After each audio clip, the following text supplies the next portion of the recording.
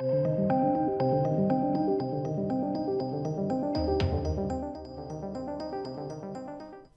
evening, ladies and gents. Amber Heard, Johnny Depp. It's a trial that seemingly captured a lot of people, and the TLDR, it's incredibly important for many, many reasons and could be a landmark case. It's very, very, very important. So that's the sort of capture and the buzz around it is definitely to be expected. Now, this is a very interesting article that I found. A lot of the mainstream media you will see is very pro Amber Heard. She's bought a PR team specifically to do spin doctoring, right? That's what they're hired to do. So it's no surprise that the mainstream media's focus and buzz will be Amber Heard because of that, and also because she's a woman. If you've watched the trial, you've seen the evidence. There's no evidence currently presented that Johnny Depp abused Amber Heard to the degree that she has stipulated. No evidence at all. Aside from a testimony, but that's not evidence, that's pure hearsay. So when we get a great piece of media or a piece of article that just takes it straight down the line and says what we're all thinking, I've got to cover it here on the channel because it's gold. And this article from the Federalist rips apart Amber Heard, and it's glorious. I love it. Not only Amber Heard, but of course the Washington Post and the ACLU. And I covered that the ACLU were scumbags when they took the stand in this defamation lawsuit. And people were like, they literally stand for free speech. No, they don't. No, they don't at all. Not anymore. You need to look into what they're doing these days. They are scumbags. Massive scumbags. So this is an article on the Federalist. I'll leave a link down below. I don't know anything about these guys. They're not exactly a huge media outlet at all. But it's a good piece. So they deserve the recognition for this, right? How the Washington Post and the ACLU helped Amber Heard attack Johnny Depp.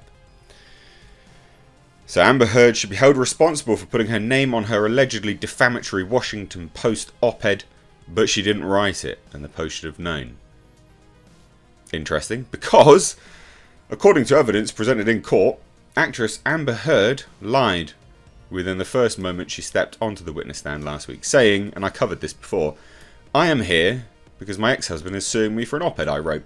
And I covered that because the statements from her lawyers when they tried to get the case thrown out halfway were, no, she didn't write it, and you can't prove it. And then moments later she takes a stand and is like, yeah, I wrote it. It's like, for God's sake, destroying your own case here.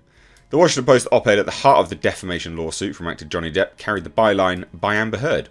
And Heard should be held responsible for putting her name on its contents, but the op-ed was anything but written by Heard. Which is fascinating why she's taking credit for it.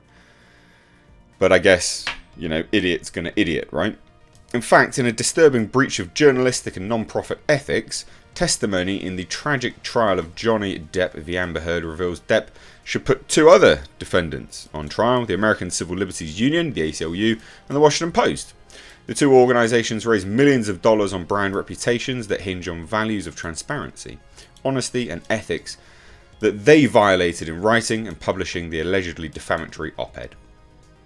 They have to keep writing allegedly because it's not been done yet in a court of law. That's obviously what's going on now. In a carefully orchestrated operation, extensive documentation of which I've detailed on Substack, we now know from the testimony and email evidence that the communications, development, artistic engagement and legal teams of the ACLU crafted, wrote, lawyered and placed the salacious 765-word Washington Post op-ed that implied Depp was a wife-beater with a 26-word assertion. 2 years ago, I became a public figure representing domestic abuse, and I felt the full force of our culture's wrath for women who speak out.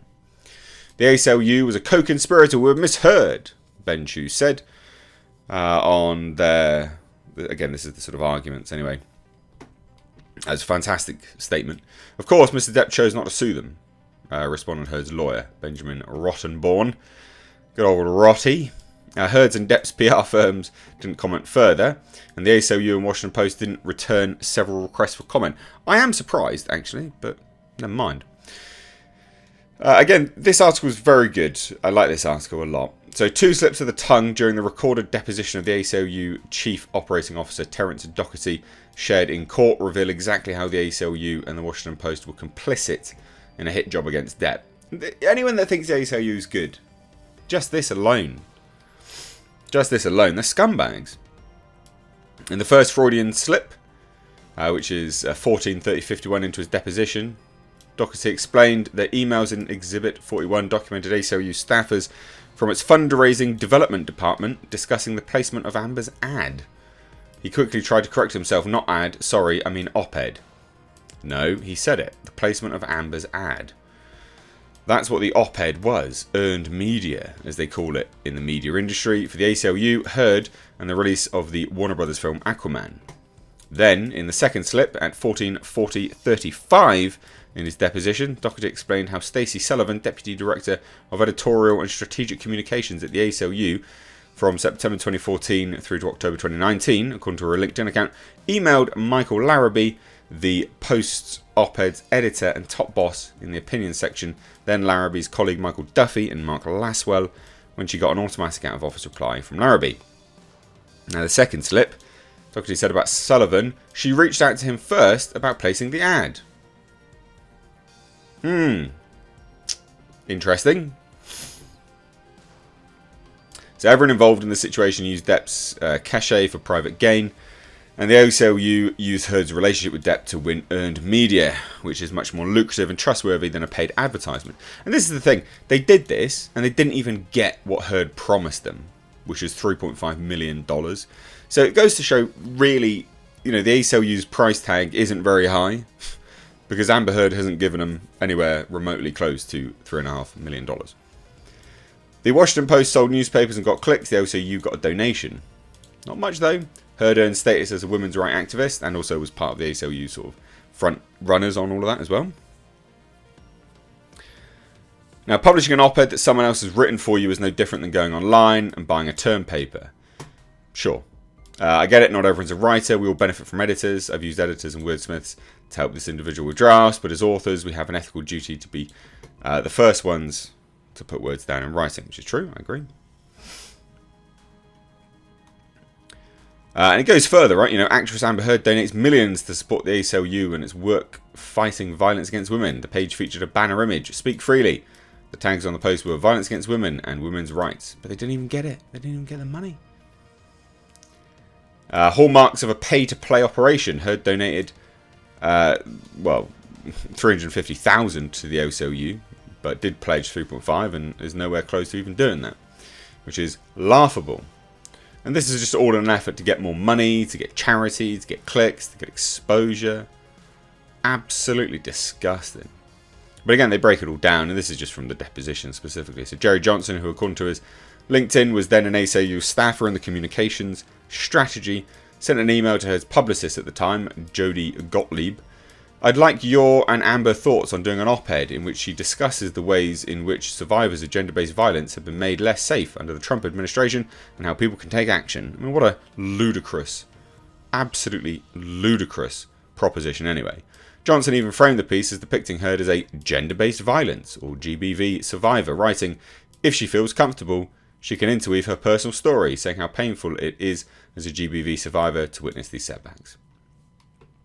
And then, of course, the first draft happened. So the ACLU took on the task of writing the first draft of the op-ed, according to Doherty's testimony, and the ACLU emails used as exhibits in court.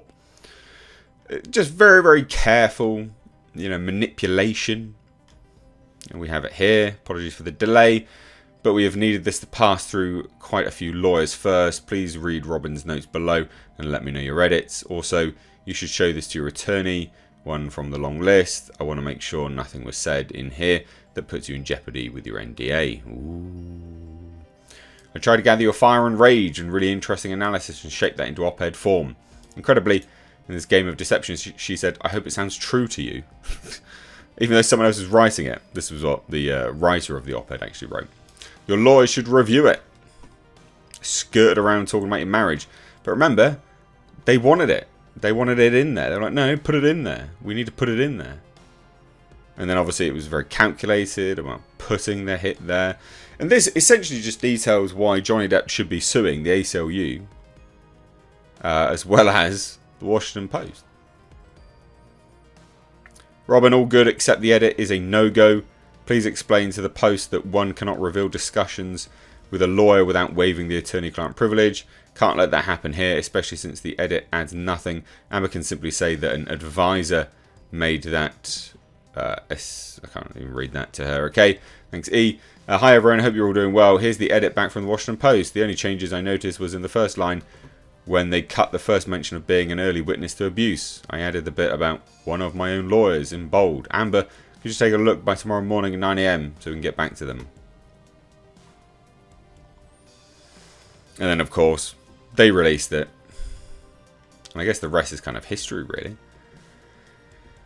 But, you know, they say here, it's that same breach of trust the ACLU and Washington Post are silent about today. We don't need closing arguments in the case against Heard to issue a verdict on the unethical breach of the public trust by these two institutions of power. Guilty. Mainstream media, ladies and gents, never rely on it. And you guys, you know, you guys have probably been watching most of this stuff unfold on YouTube itself, rather than reading any of the articles in media, because you know it's all nonsense. And that's part of it. But, you know, the ACLU, many people still think that they're good. They're not. So, hey, leave your thoughts down below. Hit subscribe if you're new here for more coverage of this trial next week, as well as all the other things I do here on the channel. Movie news, movie reviews, discussion pieces, and social commentary. Cheers, guys. All the best. Take care.